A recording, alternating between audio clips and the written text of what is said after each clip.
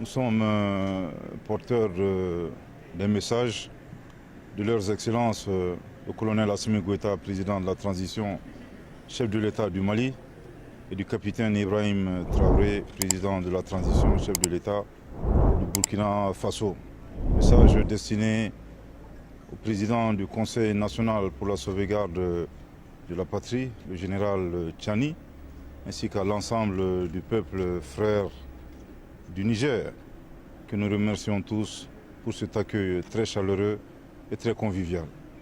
L'audience qui nous a été accordée par le président du Conseil national pour la sauvegarde de la patrie a porté globalement sur les principales décisions qui ont été prises par leurs excellences le colonel Assimi Goïta et son homologue du Burkina Faso, le capitaine Ibrahim Traoré, après les sanctions de la CEDEAO. Décision mentionnée dans le communiqué conjoint du 31 juillet 2023, notamment la solidarité très forte à l'endroit du peuple nigérien, avec lequel nous partageons à la fois l'histoire et la géographie. Également le refus catégorique pour le Mali ainsi que le Burkina Faso d'exécuter ces sanctions illégales, illégitimes et inhumaines prises contre le peuple nigérien. Et enfin, le plus important, c'est réitérer la participation active, effective et pleine du Mali et du Burkina Faso aux opérations de légitime défense en cas d'agression de la CEDEAO contre le Niger.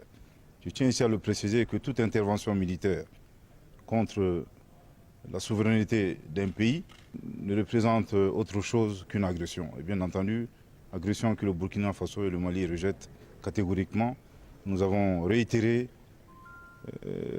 bien entendu, la décision du président Goïta et du président Traoré de participer pleinement aux opérations de légitime défense aux côtés des forces de défense et de sécurité du Niger.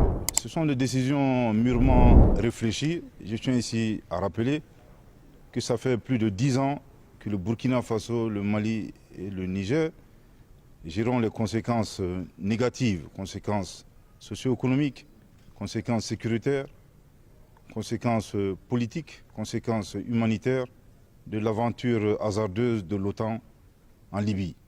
Bien entendu, se pose la question, si ça nous a pris 10 ans, accepter encore une autre aventure de la même nature au Niger nous prendrait combien d'années? On ne sait pas, 20 ans, 30 ans, 40 ans, 50 ans.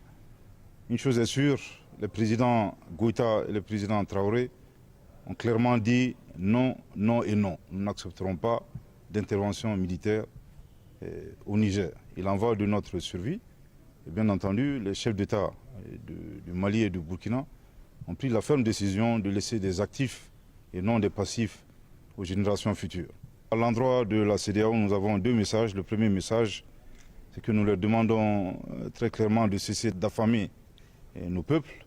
Nous n'avons pas besoin de sanctions. Je pense qu'il y a énormément accès de souffrance que nos populations traversent.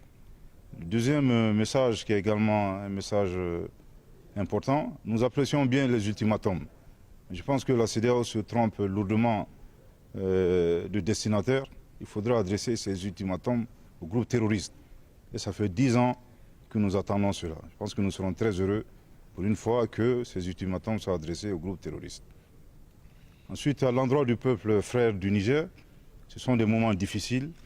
Le Mali et le Burkina Faso ont traversé des épreuves similaires. Nous tenons à leur rassurer très fermement de notre soutien et de notre solidarité. Et restons résilients et stoïques. Pour reprendre les propos de son Excellence le colonel Assimi Goïta, tout ce qui est substantiel et positif ne peut s'obtenir dans la facilité. S'il plaît à Dieu, nous vaincrons.